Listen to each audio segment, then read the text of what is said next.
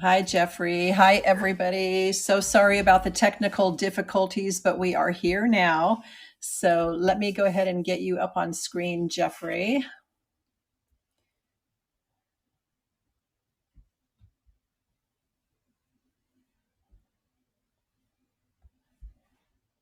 And I'm going to go up there with you. You're going to have to accept the invite to be on camera.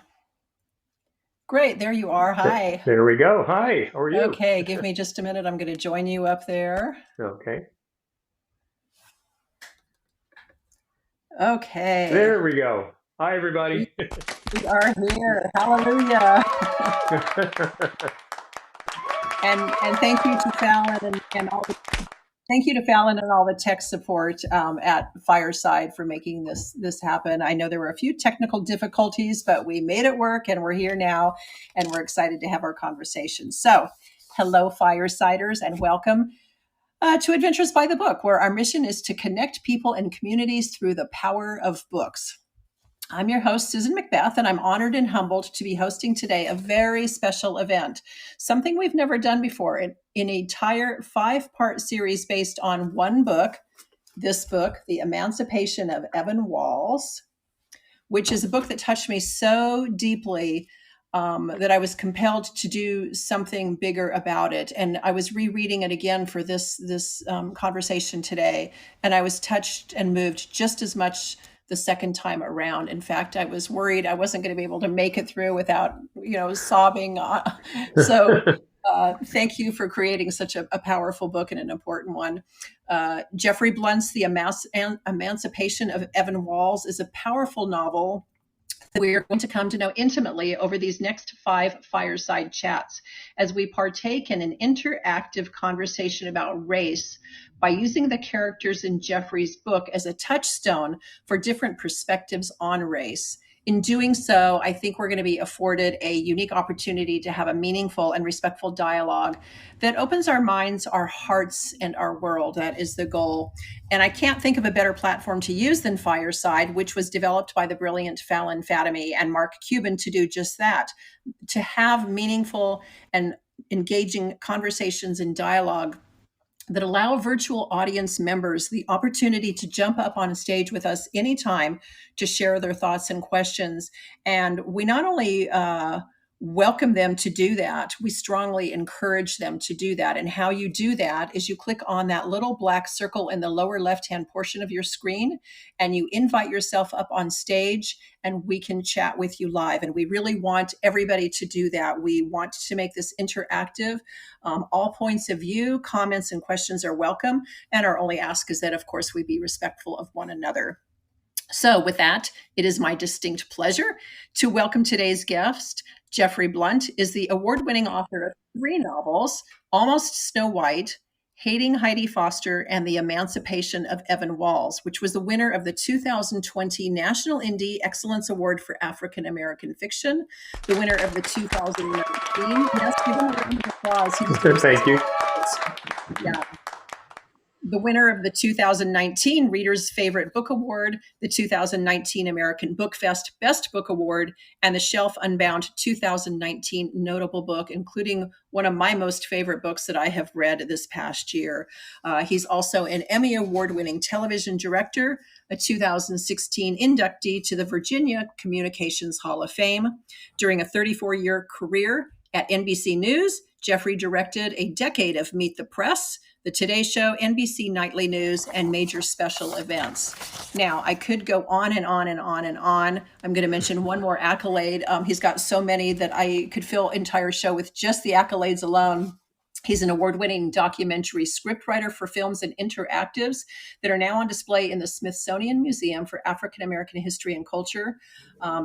But as I mentioned, I don't want to go on and on. You can read about his accolades on his website. I really want to dive right in. So welcome, Jeffrey. Thank you, Susan. Glad to be here. And thanks to all of you in our virtual audience. We look forward to hearing from you for the next hour or so. Again, I want to invite you up on stage anytime you want. And we also want to welcome those who are listening in live on our public profile page and also tuning into any of the social media channels. So Jeffrey, before we begin our discussion about The Emancipation of Evan Walls, this book here, which I hope some of you have read or are reading. Can you share a bit about your background that led you to where you are today? I mean, I want to go back to before you were an Emmy award-winning TV director, before you were an award-winning and accomplished author. What was your early experience with reading and writing, and how did that lead you to write your own books? And can you specifically talk about that in terms of being an African American writer? Well, I there was a moment in a classroom, and I think I was in 10th grade, and we were asked to write a descriptive paragraph. And I wrote a paragraph about the first homeless person I'd ever seen. And when I read my paragraph to the class, everyone, I was expecting the usual criticism we get in the class from your classmates, and everybody was just staring at me, um, and wide eyes and open mouths, as if to say to me, "Where did that come from?" And in that moment, I learned that I had the power as a writer to stop people in their tracks, make them think, make them reflect, and maybe even see the world a little differently. And years later, when I read Margaret Atwood's comment, "A word after a word after a word is power," it made me think of that day. Later on, I became a cub reporter for my hometown newspaper, taken under the wing by the publisher there, and he helped me learn to understand what journalism was about, how to decide what was news. Put me in his car and drove me to the university that I would eventually go to introduce me to the folks at the journalism department there. So between the love of reading, which I got in my home from my parents, between the knowledge that I actually may have some writing talent, that was respected by the folks at my hometown newspaper, and then getting into journalism and understanding that newspapers had an incredible reach, that television had an incredible reach, that you could write one column and affect the lives of tens of thousands, and depending on the paper, hundreds of thousands of people. The paper is on their table at night, on their bedside table. They read it. They use your words to put their lives in context. And I respected that power of journalism and of the written word. And so when I was in high school and I was having some of the issues that Evan Walls was having, I stumbled upon Richard Wright's Black Boy, which became my Bible, my second Bible. And I carried that book all the way through high school. And when I needed it, I would pull it out, and I had marked passages that I would read. And so when I got to the point where I felt the need for the emancipation of Evan Walls, or to tell that story. I could have said, I'm in the news business. I could have said, let me do a news story. Let me try to make a documentary. But I felt that I had been the most moved by amazing books, by fiction, nonfiction, historical fiction. It all worked for me. And that long form, getting someone into a story, um, bringing their emotions along with you, really diving deeply into these characters and how they are in context in the culture that I wanted to create, was the way for me to present Evan Walls and try to make a difference and have people get upset about what they're reading, and have people want to make a difference.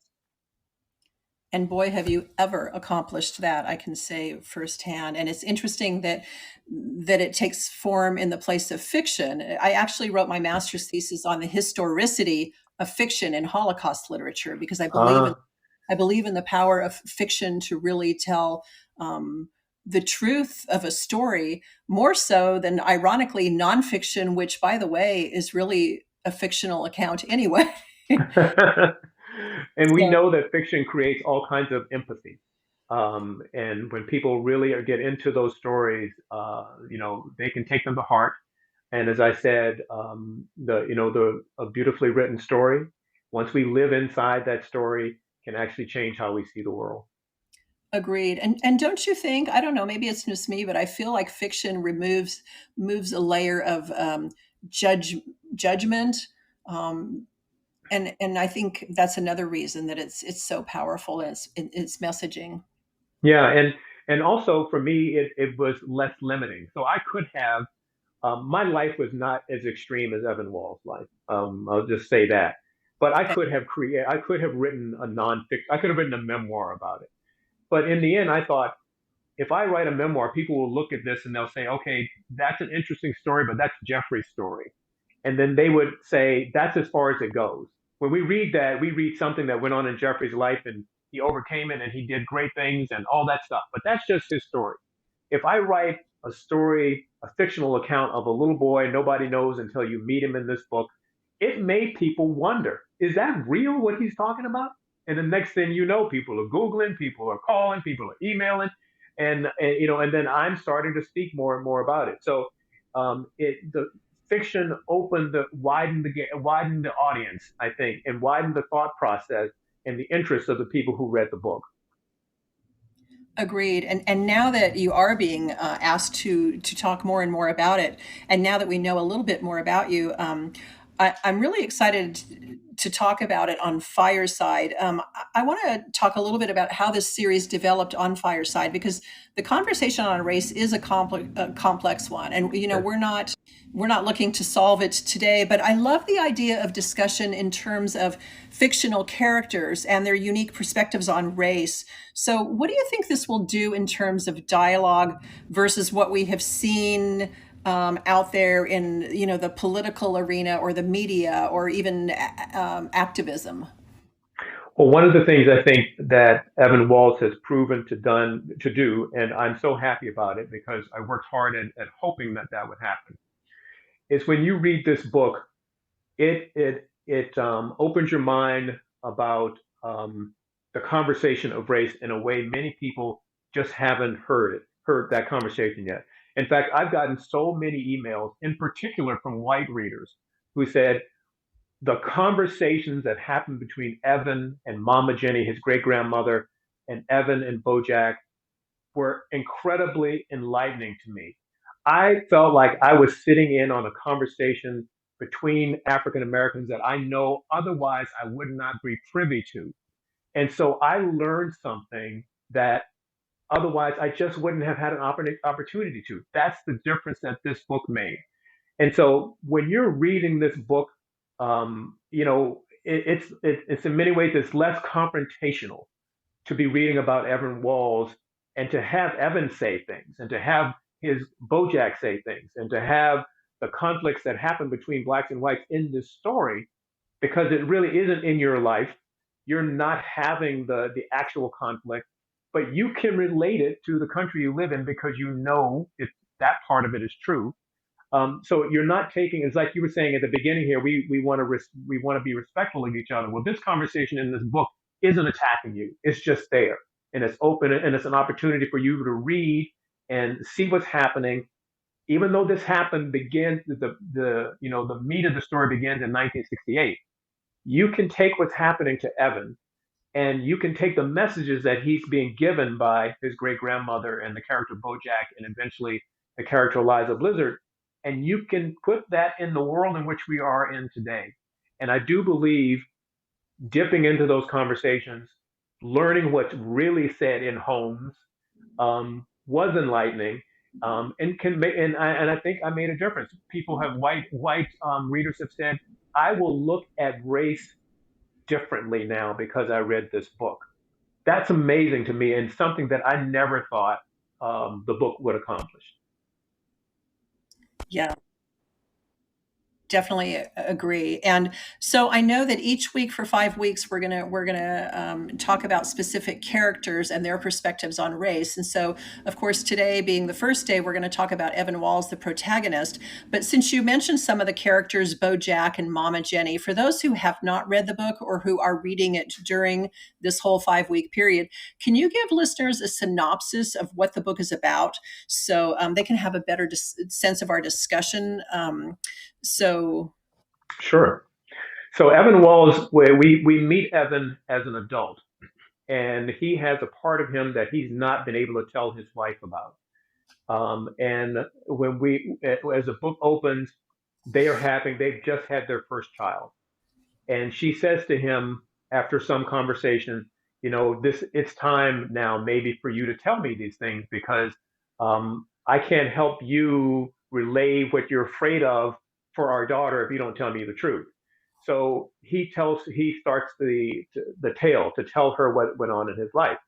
Now we see Evan as a 10-year-old boy, and he's on the porch, which is like the second church in African American communities where I grew up, and they're talking about race relations, and one of the characters stands up and almost in a like a preacher, just a firebrand, just goes off about what needs to be done and what people need to do for Black children in the town of Canaan, and he starts hitting on education, education, education. Evans never really thought about that before, but he gets overwhelmed and he gets caught up in it, like you might in church from a preacher, and decides, and he makes a proclamation that I want to be somebody. I want to get an education. I'll even go to school with white kids in order to get that education. And little did he know that his own community would eventually turn against him because of his intellectual pursuits. A young Black kid in 1968 would have expected the white community or large parts of the white community to not want to include him in the intellectual world and to call him things. He would expect that, but he would not expect to be pushed outside of his own culture and outside of his own community.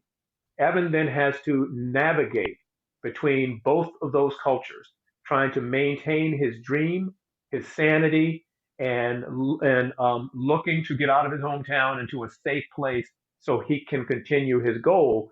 But as someone else wrote about the book, no one comes out unscathed, and neither does Evan. And so he's scarred. We learn how he gets his scars, and then and as he progresses, we as readers and I as a writer learned more about life. Yeah, and I think it's really important too, this book, because it kind of highlights and speaks to education, the disparity in education that one might say is at the heart of race. Absolutely, and I believe that uh, there's so much in this book, and if we're just sticking with Evan, we'll talk about it later when we get to some of the other characters, but there's so much to indicate that people recognize that in order to compete, in order to get the most out of our society, we have to learn how to read. We have to be educated. Otherwise, we won't be able to do the best we can for ourselves and for our children.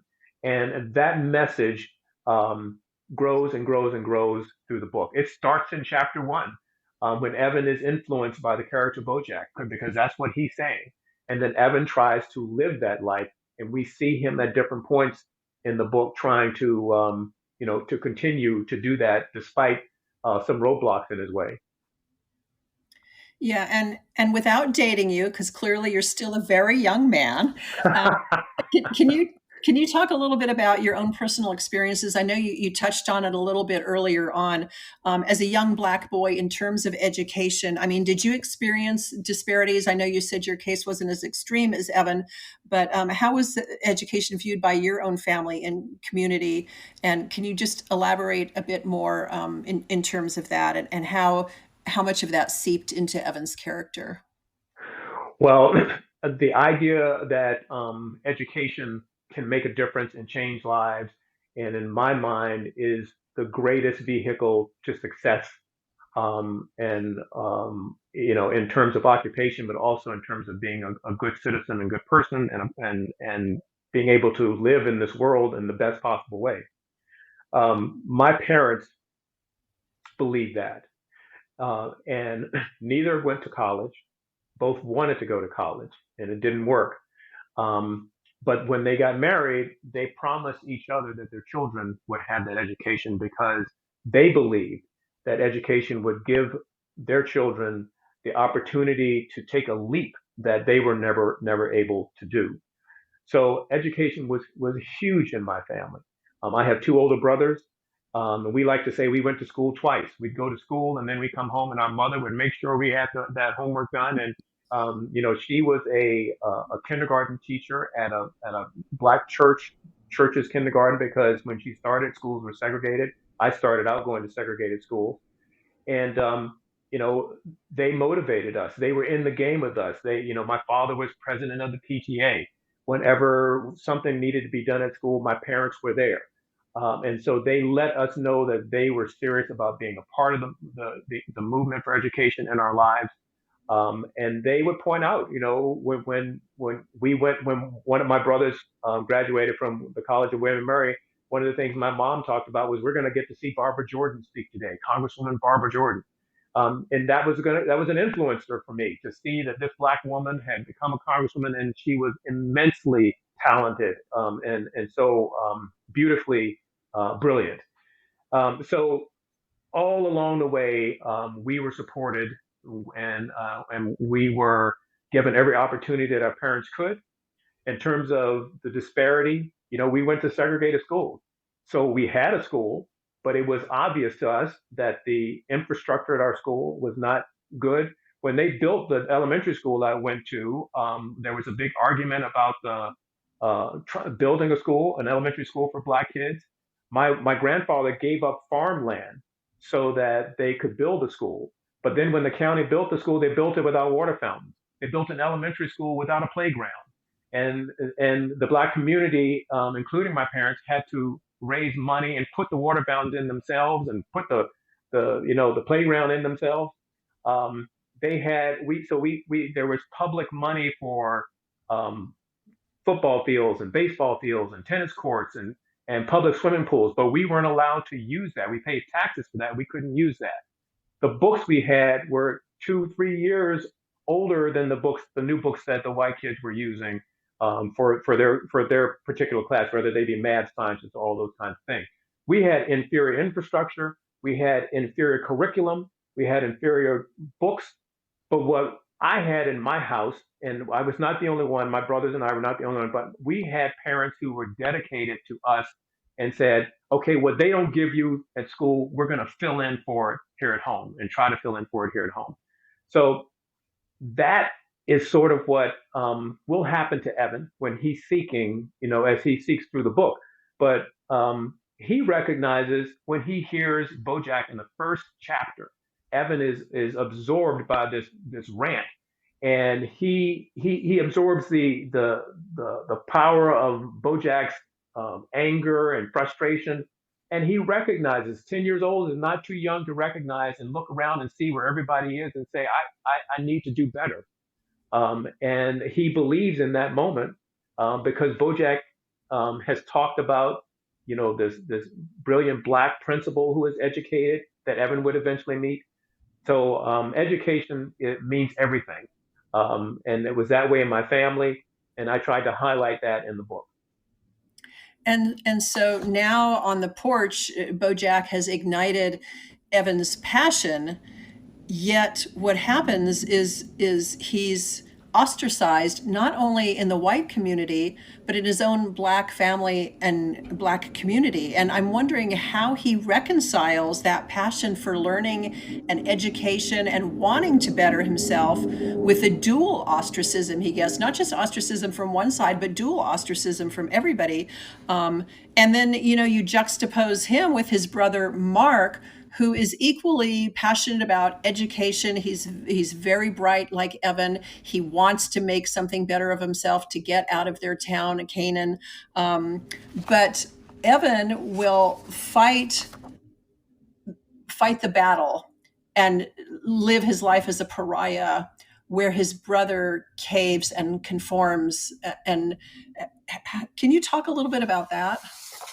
Well, one of the things I know, certainly when I was growing up, um, people would say that black kids, and actually I use similar line to this in the book, grow up earlier because at a very early age, they learn that there's something different, and they learn that there's something not fair. They learn that there's something not equal, and that they are forced to accept the dynamic of race in the country. And so you have to, learn to exist within that framework. So what happened to Evan is all of a sudden there are two things happening within the Black community. We are on the verge of integration, and the Black community is afraid of that.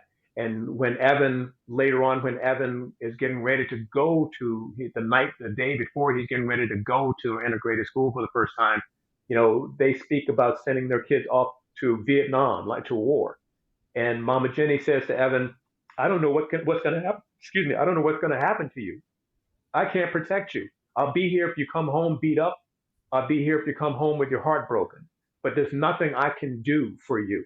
And so there's this great fear of stepping into places or stepping their kids into places, sending their kids into places where they know they may not be safe. But at the same time, they really need to have an education. So there's that fear. And Evan is absorbing that. And some of that comes out on the porch when the people are actually telling Evan, you need to stay in your place and stop dreaming this stupid stuff. Part of that is we're afraid of what happens if you move into that space. So shut up and stay where you are and stop causing so much trouble. On the other side, when schools do integrate, like what happened to me, they create a tracking system so that, and I should say that when in segregated schools, the Black principals were in charge of the curriculum. When schools integrated, at least where I was, the Black principals were either fired or demoted, and the curriculum went to an all-white school board, and so and teachers. And so they created a tracking system. So the best kids, the best students, of course, were white and at the top, and the lowest were Black and at the bottom. Well, we knew some Black kids belonged up there, and so people protested and people got angry, but they just said no. You don't belong here. You're not getting here. So they created segregation within integration, and then the Black community said, okay, we don't want to be in there. Then you keep that. We don't want to have anything to do with what you're teaching in there because it's probably brainwashing and probably not good for us anyway.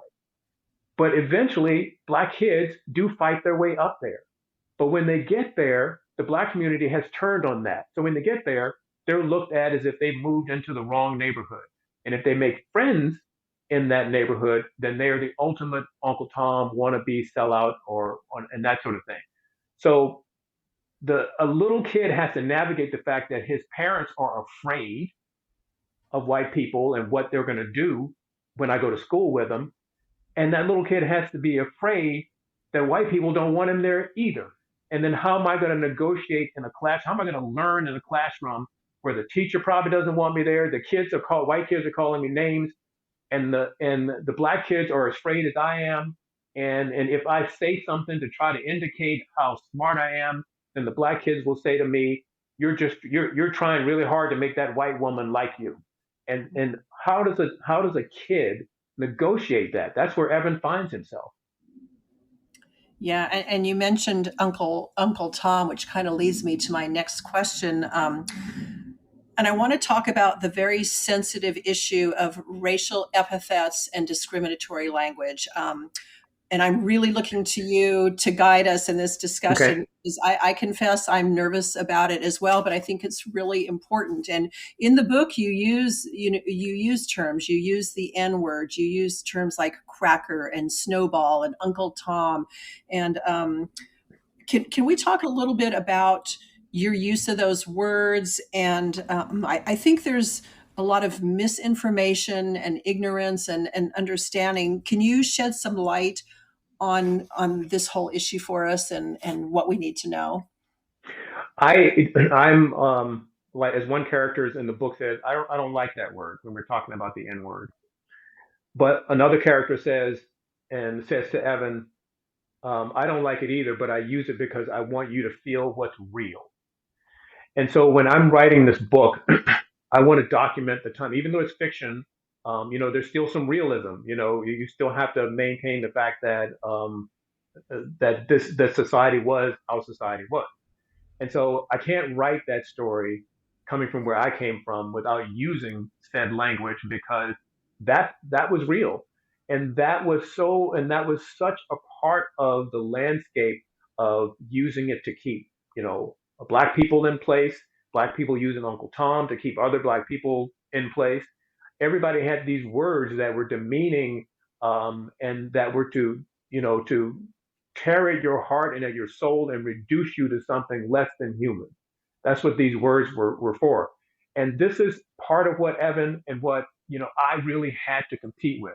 It would be absolutely wrong to try and write that story and to nice it up and not have it in there. The same thing would be said using the word cracker, which I never, before I ever heard the word white person, I looked at a white person and in my head thought cracker. I heard it so much. So though that is the mindset of so many, or was the mindset of so many African Americans in the community from where I came from, and so again, it would be wrong not to tell that story. But I do, when you have the character saying, "I don't like that word. I don't want to hear that word." I try to let people know that this isn't something that we should be doing, that we should be saying. Even in the book, we're growing away from that, even though it's used quite a bit in his younger years. Um, as far as you know, I don't think anybody. This is my personal view, is that nobody should be using the word lightly. And in terms of documentaries, in terms of historical fiction, in terms of history in our classes and that kind of thing, it can be referred to. It has to be referred to. I don't like the just casual use in conversation that happens now. That's just me. And other Black people have different views on it. But that name is a part of that word, and particularly the N word, is a part of the explanation of how complicated race is in this country. Who can say what? What does it mean? People say, well, we took the word back. And I say, we never owned it. It never was our word. It was always used against us. And you can't recreate history and now all of a sudden that word means something nice. I don't ever want that used when you're speaking to me. So in my household, that would never be welcome, no matter who's saying it. But the fact that some people think it is okay, and the fact that it's still being used to hurt people, just shows us how complicated that message is. But I couldn't write the book without it, the same way I couldn't write the book without the dialect that is complicated, and some people were upset about. Well, some people were upset about that. So let me ask you this then, if we're going there, is what has your reaction been to the book? What kind of, excuse me, feedback have you received? All of the feedback mostly that I have received has been, particularly when I was on tour, was been very positive. I think people self-select who read the book and want to come and have a greater discussion about it. I have had every place I went where there was African Americans in the audience, somebody stood up and said, "This is my story."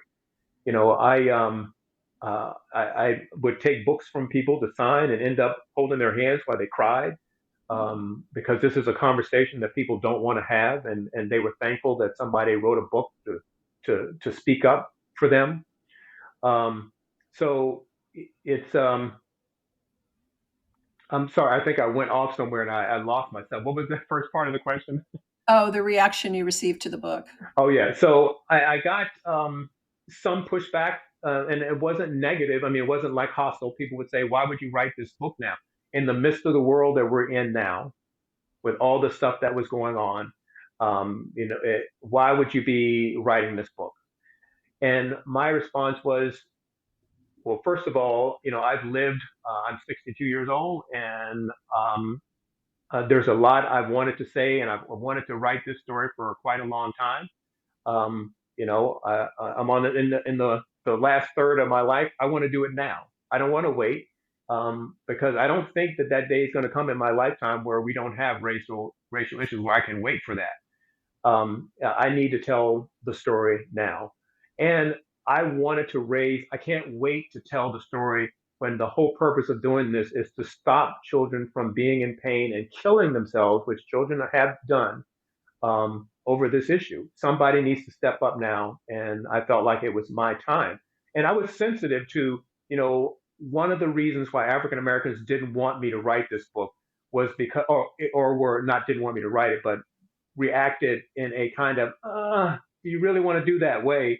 Because they were afraid that some white people would say, use it against us and say, see, I told you, you keep saying it's systemic racism that's keeping black people down with education. No, it's black people keeping black people down with education. That's the problem. It's you guys. It's not systemic racism. And so they felt like this story might take the eye off the ball or what needs to be worked on. But my thought is that this is a part of that. And when we look at the story, we see again the tangled web of racism and how it can destroy people. On the television show Blackish, they did a show about colorism. If you were darker, you were in a slave, you were in the field. If you were lighter, you were a house slave. And as it moved through generations upon generations, if you were a lighter skinned black, you had more prosperity and looked upon better than if you were a darker skinned black person. And at the end of the show, they said, we knew people were going to be upset when we decided to do this, but nothing gets fixed in the shadows. And that's why we decided to do it. And that's why I decided to write this book. I couldn't say it any better. Nothing gets fixed in the shadows. And so that's why we needed to do that. Agreed. And so for most of the book, Evan is a pariah. He's an outcast. He's shunned by both communities, all communities, even though he has, Mama Jenny, his grandmother, and Bojack, his uncle by marriage, are in his corner. And then comes along this white girl, Patty Cunningham, who befriends him, and they begin a romantic relationship. And she quotes to him one day the following: "It was a shadowy region, a no man's land, the ground that separated the white world from the black that he stood upon." And I know that you earlier made a reference to Richard Wright. Can you talk about the significance of that quote for you personally, as you touched upon earlier and in the book? Yeah, well, that quote was was important to Evan because Evan was struggling to be seen. And he felt like he had a unique situation, and he did. No one really recognized, even when there's points when he speaks to his great grandmother, and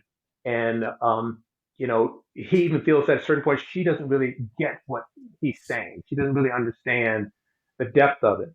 But then to have this white girl, first of all, tell him that there are actually black people who write books like this was stunning to him. But then to quote a passage that that was his life in a nutshell. How did that happen? Where did that come from? How did she come up with that? So one of the things that I tried to give Evan to kind of show us what happens in how the whole issue of race doesn't have to just doesn't we don't have to drown in it. There are silver linings even in a story like Evan. And one of the silver linings is so he doesn't have friends. He's desperate for friends, but no one's paying him any attention. Everybody's ostracizing him or making fun of him. And it is really kind of wrong to want to be friends with somebody white because he's been told most of his life you got to hate white people. And that's what he's internalized. And then all of a sudden, this white girl befriends him. And then he has two guys on the football team, two white guys on the football team who befriend him. And so what Evan then teaches the reader is that, wait a minute, all white people aren't bad. It isn't what I was told. I was misled. And I recognize that this girl has a heart. These two guys, no matter where they are, they always speak to me. They never deny me. One of them invites him over to his home. And so we learn with Evan, again, how complicated the racial issue is.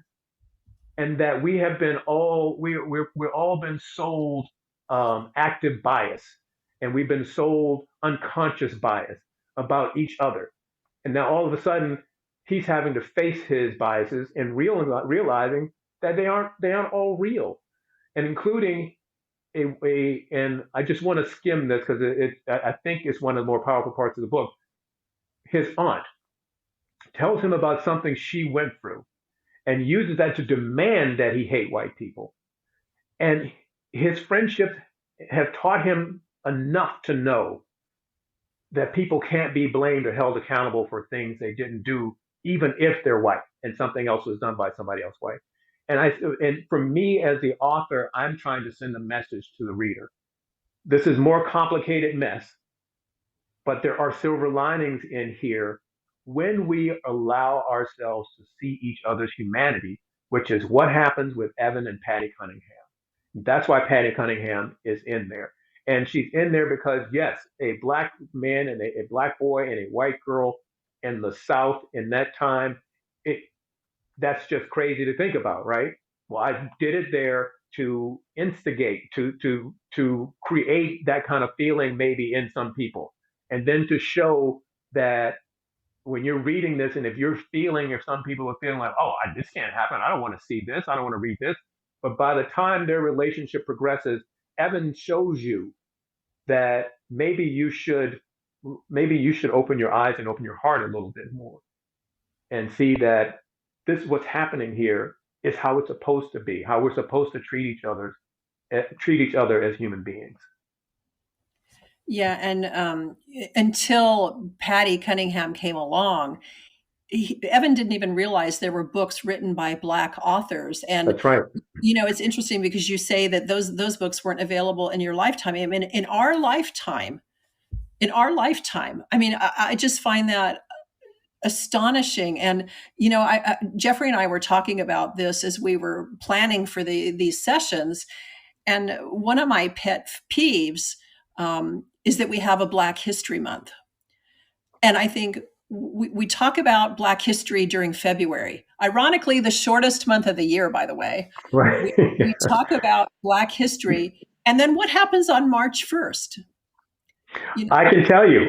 So one of my mentors, and I'm going to say his name, Tony Verdi, was one of the superstar directors from the golden age of directing television right before I got in. And he was the white Italian and just full of all kinds of fun and jokes and sort of things. But he had a real big heart, and he and I had amazing conversations about race. And I was totally taken aback with how comfortable this older white man was with having these deep conversations with me, and understanding that he really wanted to learn, he wanted to know. And there were things that bothered him, including what you just said about Black History Month. So he would say to me every year, and it'll happen this year. He's in his mid 80s now, but it'll happen this year. There'll be a phone call, and he'll say, Jeffrey, it's March 1st. What is that? And I'll say, I don't know, Tony, what is it? And he'll say, it's White History Year. And he says it, just incredulous. He would say it every year. He would say he hated the whole notion, and he proved it because when he was doing television, he was trying year round to influence the coverage in terms of people of color, in terms of women. He was always trying to do that. And he was always a mentor to African Americans who wanted to be directors. There are several African Americans, and myself included, who made it to that level because of this guy, who recognized that being African American was a burden all year round, and that it's not his job, but he felt it in his heart that with his privilege, he could do something to help with that. And that's what he did. And so every March 1st, we have a call and we make a joke about it's White History Year.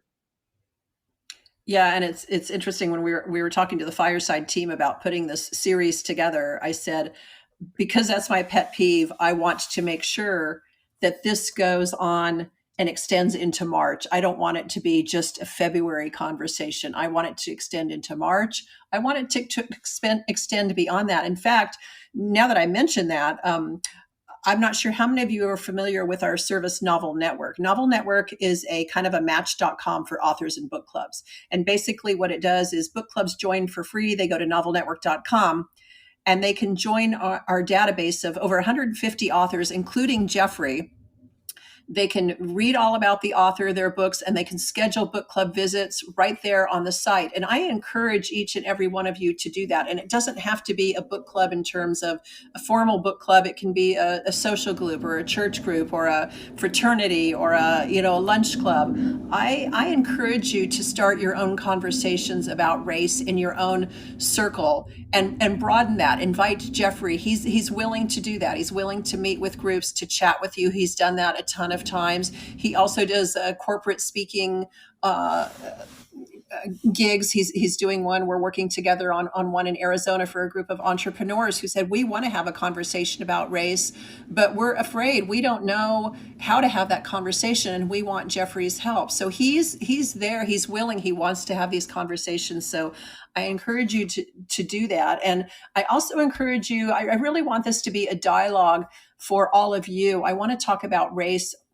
I think it's really important for Jeffrey to share his perspective and his story, but I want to hear from you in the audience. We want to hear from you, and please invite yourself up on stage and ask a question or make a comment, and I'll be provocative and share my own story, because I'm a little older than Jeffrey, but I went to high school in the early 70s. Our high school was segregated initially, and then mandatory busing started while I was in high school, the early days of while I was in high school. And I confess, and I'm not proud of it, but I confess the N word was used in my household. My parents used that word, and they taught me growing up to be fearful of Black people. Black people are violent. They're to be feared. You can't trust them. And so when I found out our high school was being desegregated, I was literally scared for my life. I thought these Black kids are going to come in. We're going to be attacked. We're going to be shot. We're going to be stabbed. And I have a story that after the school was desegregated and some Black students were bussed in, I was walking the hall one time in between classes. I don't know, I was running an errand or using the restroom, whatever I was doing. And so the halls were empty, save me and these three Black women who were walking, I guess they were teenagers, young women, walking towards me in the hallway. And I literally was scared for my life. I thought, oh my God, where is the help? Where's the principal? Where's the security? What's going to happen to me? And as I walked past them, I kept my head down. I didn't look them in the face. I didn't acknowledge them. And one of the three girls shoved the other two into me and knocked me against the wall. And let me tell you, if there was ever a confirmation bias, it was at that moment, because my parents had told me, be fearful of these using the N word.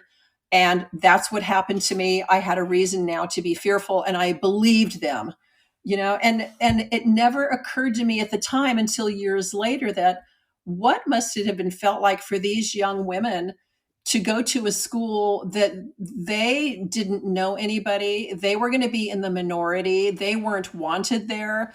And they were painted as these violent people. What was their experience like? I was worried about my experience, but what was their experience like? And so, I wanted to share that because I really want this to be an honest dialogue. I want to hear people's stories and their experiences with race, because I've many a times looked back on that moment thinking, what would I have done then? Oprah always says, when you know better, you do better. And what would I have done had I known now what I know, put me back in that 16-year-old body with that mindset that I had been raised in. Well, I mean, I was asked this question in a podcast a couple of years ago. How do I approach someone to speak about race? What do I do in situations like that? And my answer is, sometimes we overcomplicate what the answer is and what we need to do. We start to think of legislation and all kinds of things like that. When you know what is the hardest thing to do, is to look another human being in the eye and actually deny them when they're trying to be kind to you. That's a really hard thing to do. There are people who can do it, but most of us can't. So if you're approaching someone and you put out your hand and you say, welcome to the school, and I'm Susan, and you don't have to overdo it. I'm Susan. I'll see you around. If you need anything, let me know. I think when you put down your head, they know what that means. when you don't want to talk to them, move away. But they know what that means. Every black man I know knows that when you get in an elevator with a white woman, you automatically see her clutch her purse. You know what that means, and it makes you mad. And in many ways, I think that was their response to you. So there was a lot going on in that moment. Um, but my thing is, when you in that situation, whenever you're in a situation, particularly when we're talking about race, we know when we bring up the topic, there's going to be people are going to be tense. People are going to be some people might get angry. Some people are going to be uncomfortable. How do you manage that? How do you downgrade the tension and that sort of thing? You have to show your humanity. We have to meet each other on that level. So I told the podcaster, I said to her, this is what you do. You wear your kindness on your sleeve. And if you're about to have a conversation with race, and if you're white, and if you don't know what to say, you know what? I really want to have this conversation. Um, but I need you to understand. I'm probably going to make some mistakes. I might say something that's wrong. I would ask you to give me the benefit of the doubt that I am here for a reason to begin to get it right. So if you can help me, in a constructive way, I can help myself, and then we can have a better relationship. So she said she was on a cab. She got in the airplane. She got in the cab, and there was this black guy who was driving, and she thought to herself, now if I look at him, I'm probably thinking what you were thinking. This guy looks a little rough. We weren't in this cab. I would be afraid to be around him, and I'm a little uncomfortable now. And she said, wait a minute, I'm going to try what Jeffrey said. So she introduced herself. And then she said, whose picture is that up there? Just having a conversation with him. And he kind of looked over his shoulder like, what's going on here? But because you can't deny somebody's being nice to him, he said, that's my daughter and that's her cousin. And she started talking about the hat one of the girls had on. And next thing you know, he was laughing. And then they were talking about, where she had come from, New England, and they were someplace in the South. And they just had this wonderful conversation. Race never came out verbally, but they both knew it was there in the tension in the car. And particularly when she started talking, a lot of black guys, as a white woman speaks to you in a place where there's nobody else around, you don't want to have a conversation. You just want to be quiet and be safe.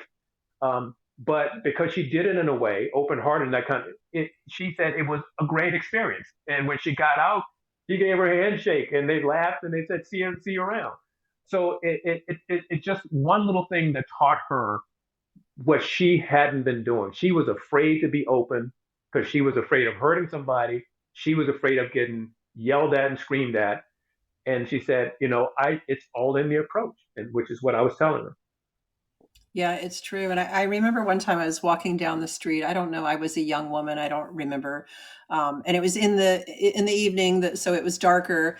And I saw a couple of black guys walking on the street. And my first thought was fear, and so I wanted to cross the street. And then I caught myself and I said, oh my God, am I being racist by reacting this way?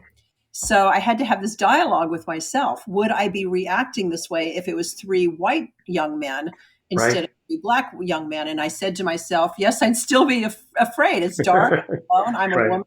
I'm going to cross the street and I'm going to feel okay that this wasn't a racist move. It was more a move about my safety and security. But, you find yourself having those conversations.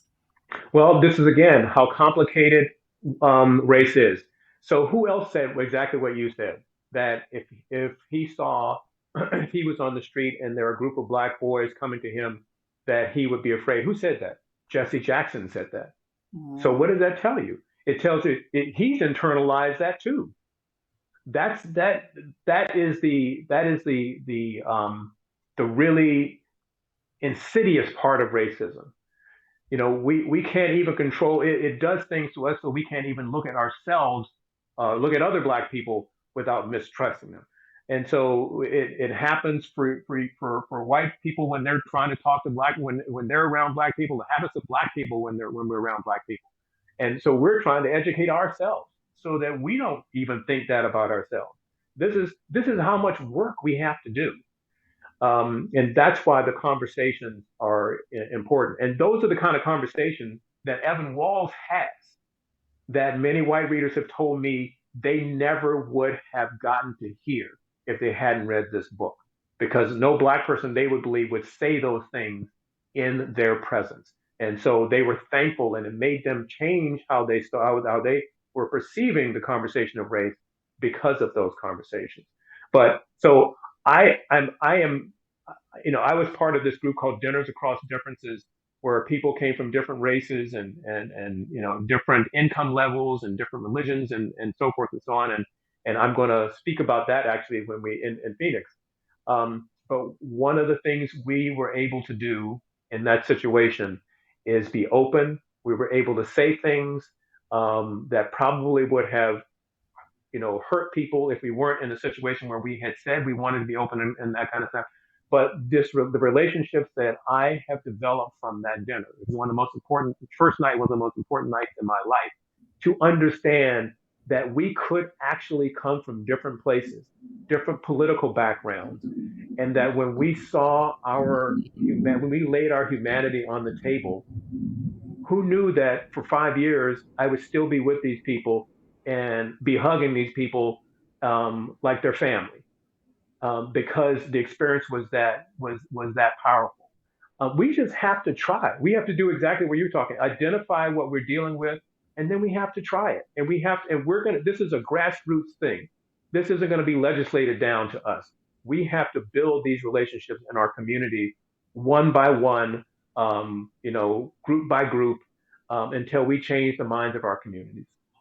I agree. And I think in terms of our current culture and how divisive we are in terms of politics and the media, I'm thrilled that uh, about the power of books and a good book like The Emancipation of Evan Walls to kickstart those conversations, whether it's with a book club or a social group or anywhere on Fireside, having these conversations. I think it's really important. And going back to Evan, I was just thinking about the power of education, but his parents shunned him for wanting an education. Yet when he became a football star, the tables were turned, which I kind of thought it was ironic that his parents embraced him again after he became a football star.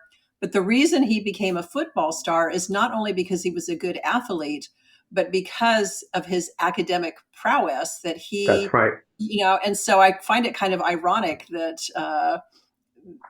Well, what was happening is the parents, they wanted to be beloved by the community, and having these brainiac wannabe white intellectuals was a negative, but having a football player as a star was a positive. And yes, that I did that purposely because I wanted people to think about the fact that we're competing here with athleticism and intellectualism, which do we value more? And even Evan has to come to has a conflict with that toward the end of the book, which makes him make and with some guidance from Bojack, he has to come to grips with something regarding that. I will tell you that that was a conversation that I had with the publisher. When they first got the book and I started working with the editor was saying, why are you having Evan play football if it's really about his intellect that you want to highlight? And um, and so I said, well, why shouldn't Evan have a full life like every other kid? You know, Gerald Ford, a president, was a really smart guy. He went to University of Michigan and played football. I can't think of his name now. Bill Bradley, was a Rhodes Scholar, and a senator. Um, he played in the NBA. So why can't Evan have that same full thing? Why should he be limited as a black person? Why should he only have to choose one?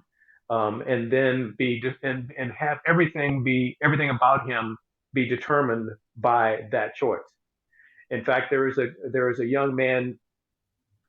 His last name is Rolle, Rolle, and his first name will come to me at some point. But I like to think of him as a real life Evan Walls, a really bright man.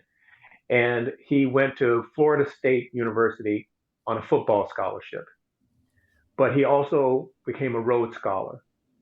And he played a few years in the NFL.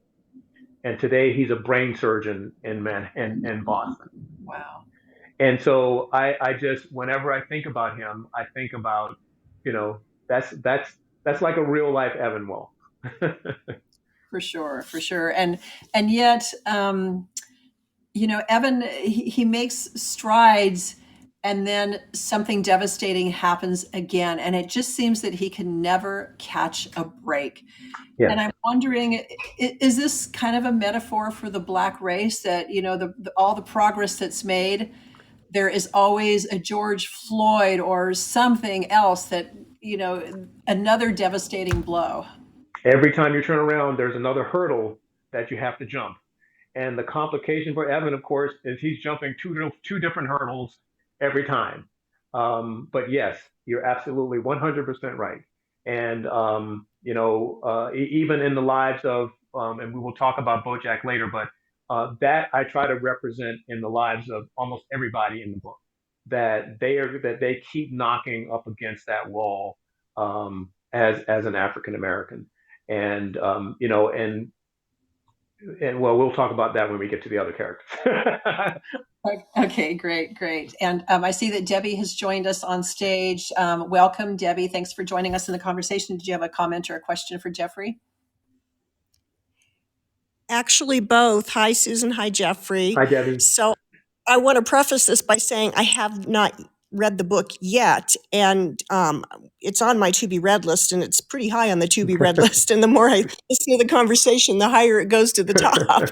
But it's interesting because I have to admit, when you first advertised this series as a 5-part series, I thought, you can 5 hours to talk about one book, and okay, we're 1 hour in, and I get it. Wow, there's a lot to talk about here. So this is really, really enlightening. And this isn't necessarily, this is a little bit out of what you've been talking about. But question, you mentioned earlier that the hometown is Yes. Canaan. Is there significance to that, or is that just a coincidence? There's the biblical significance. Is that what you're talking about? Yeah. Yeah. Was that intentional, I guess, is my was question. intentional, and I'm not even sure that people were getting it right. There was a conversation in my hometown. Black folks would tell it one way, and white folks would tell it another way. And basically, I was raised to believe that Canaan was the place um, where the people of color were sent to live and never be, and it was a substandard place, and they were substandard people, and that's where they were expected to be and live. And so that's why I put it in there, because that's what it represented, in my life. I mean, we even were taught that, and we even heard that in Sunday school. So it was just pretty crazy. But yes, thank you for picking up on that. Yeah, I think that's interesting. I guess I thought of Canaan as the promised land. Exactly. So Yeah. maybe. Well, this is another way of whose promised land was it, and who belonged in the promised land. That was what was happening. That's Right. what was happening when I was growing up. It was, you could say it was the promised land, but you didn't belong in the promised land. And yes, I belonged in the promised land. Well, no, that's the place where you belong, but that's where all the people of color that the Bible doesn't mention live.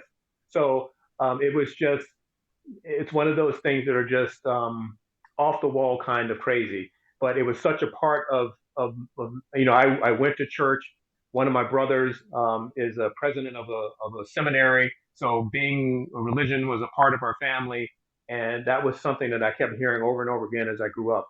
And when I decided on the name of the town, I just thought it had to be Canaan. And actually, it's the same name in the first book, Almost Snow White, for the same reason.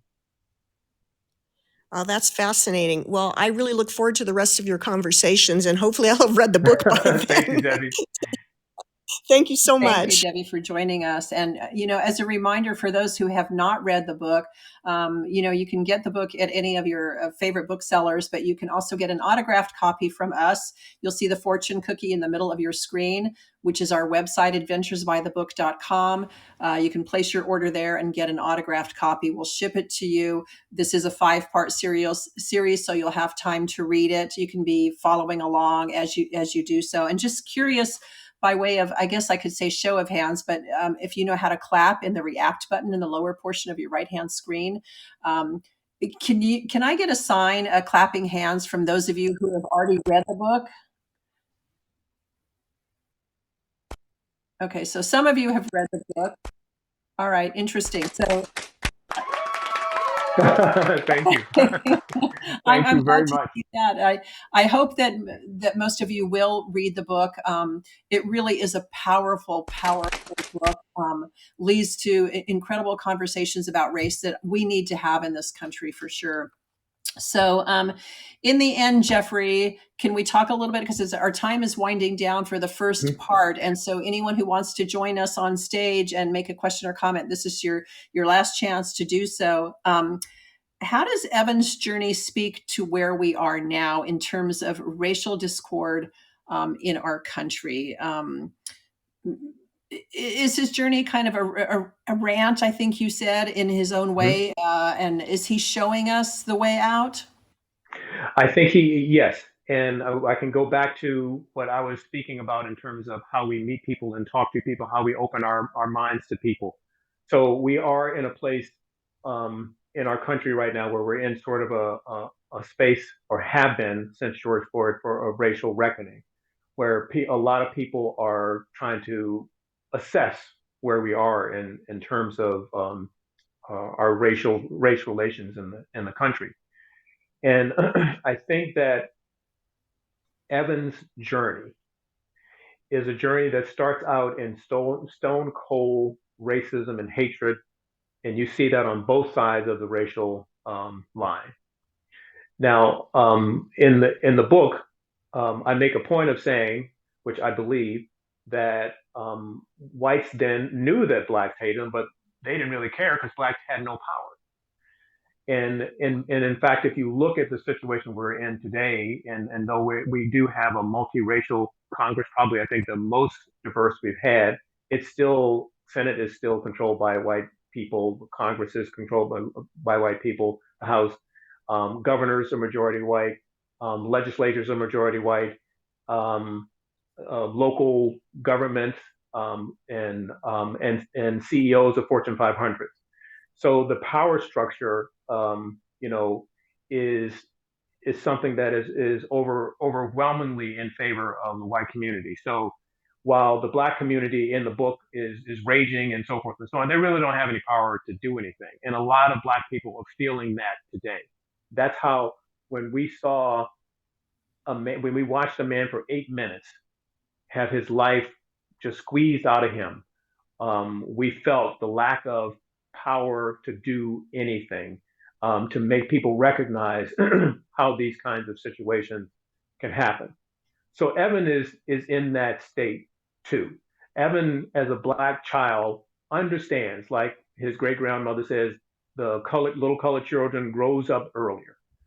He knows before he can add and read properly that he is considered less than. He's a subset of humanity, and he knows what that means and how he has to live his life in terms of trying to be safe, in terms of trying to negotiate the best path for him. That's something that still is a problem for African Americans. We've come very far, and I don't want to diminish that. I wouldn't be here right now if it weren't for the fact that the majority of white people in this country are not overt racist and don't want all black people to suffer. And that isn't, and by example of that, I often talk about, and we'll talk about again, that when Bull Connor set the dogs in the water hose on the black kids and across from the 16th Baptist Church, it was, and it had to be white America who said, okay, that's gone far enough. and the tide changed. And that, in part, is why I'm here with you today. So Evan shows us that the world Evan lives in is different, yet the racism is the same because it's still being held down. He's still fighting to get to a place where he is viewed as a full human being at this point by everybody in his life. But when you talk about all the things that the roadblocks that continue to happen in the book, the roadblocks continue to happen now, and that's when Black people stand and watch George Floyd die. They say, "How long? How long?" So here we are. We're continuing. So I also think that there are white people today who are in this moment of reckoning doing what's happened in the '60s, saying, "Okay, that was beyond the pale. Something has to happen." What has to happen? What has to happen is what happened with Evan. We have to meet each other on a base level of humanity. And we have to, when we walk in those situations like you walked into in the hall, which I'm so happy you spoke about it, because that is the moment where differences are made. And we have to acknowledge, as you have, where that came from. And then if you can be bold, like the podcaster did in the cab, and instead of put your head down and be fearful and raise your hand and put out your hand, you know. So I was in a situation where I was in my doctor's office and I was standing at the elevator with a Black guy, and a white woman, an older white woman, came in, probably my age, and the elevator door opened, and I started to walk in, and she started to walk in, and the other guy backed up, and I reached out and told him to come in. And when we got in, I said to the woman, I said, "Oh, you go to Dr. McBride too?" I'm my doctor. She said, "Yeah, Lucy's been my doctor for all this time." And I said, "Yeah, she's been my doctor too." And I brought the other guy in. And by the time we got down the 6 or 7 floors, we were having a nice, comfortable conversation. Yet he was afraid to get in the elevator because you don't get in the elevator with a white woman if you're a Black guy. So you have to meet those moments, and we meet those moments one on one in our workplaces, when we go out to dinner with each other, and when we see each other in less formal places. And then meeting that moment is the key. Evan meets that moment with Patty. Evan meets that moment with his friends. And Evan meets that moment with the mother of one of his friends when he touches the hand of a white person for the first time. And that white person's hand on his shoulder is one of kindness and warmth. And he understands that, and it teaches him something. So Evan shows us that we still have a problem. Evan shows us the ways that we have a problem. But Evan also indicates to us one on one how we accept the role that we have to have in making a difference and helping us cross the line. So I live in an interracial household. If you go on my Facebook page, there's everybody from Muslim to Jew to Catholic to Protestant to Black, Asian, all on and on and on. And I'm so, so proud of that because my life is so much richer because of it. When I was first invited to my first Seder, it was a wonderful experience.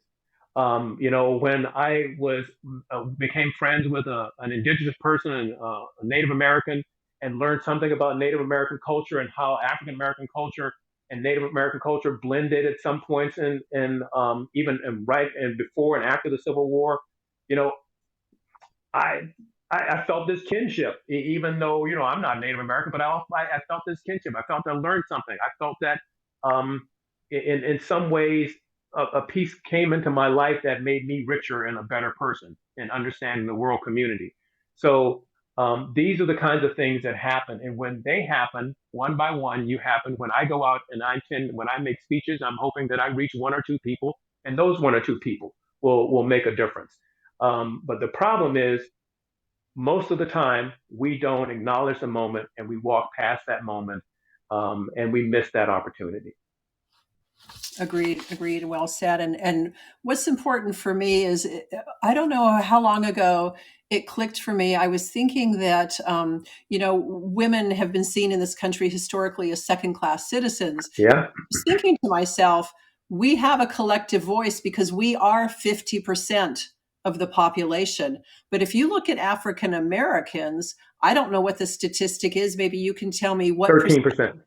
13? 13. Mm-hmm. 13% of Americans are African Americans. Now, you tell me, if African Americans are trying to, make a change and change laws and do something to better their predicament, and the rest of us don't get behind it because we believe it's right, it's never going to get passed because 13% of Americans will not pass anything in this country. So it's really important that we all get involved. We all stand up for what's right. We all have these conversations. And I thank you for having that conversation with us today. Thank you for having me. It's a pleasure, and I look at it like it's my opportunity to do exactly what I was just preaching about. And some of these characters, as we move forward, are going to give us different views than Evan, that I think are going to be really enlightening for people to hear. I think so too. And so, if you enjoy this conversation, you can follow Jeffrey. Where are you on social media? I'm at J.E. Blount, Blount on Twitter. I am Jeffrey E. Blount on Instagram, and www.jeffreyblount.com. And you can also follow him on Fireside. You click on his image and click follow. And anytime he's on Fireside, which will be at a minimum the next 4 weeks for our 4 ensuing conversations, but also maybe he'll have his own show one day on Fireside. I could see this as a long-term thing. You can also click on my icon and follow us so that anytime we're hosting authors, which is basically every week, you can get notice of that. And last call for any questions or comments before we close out for today.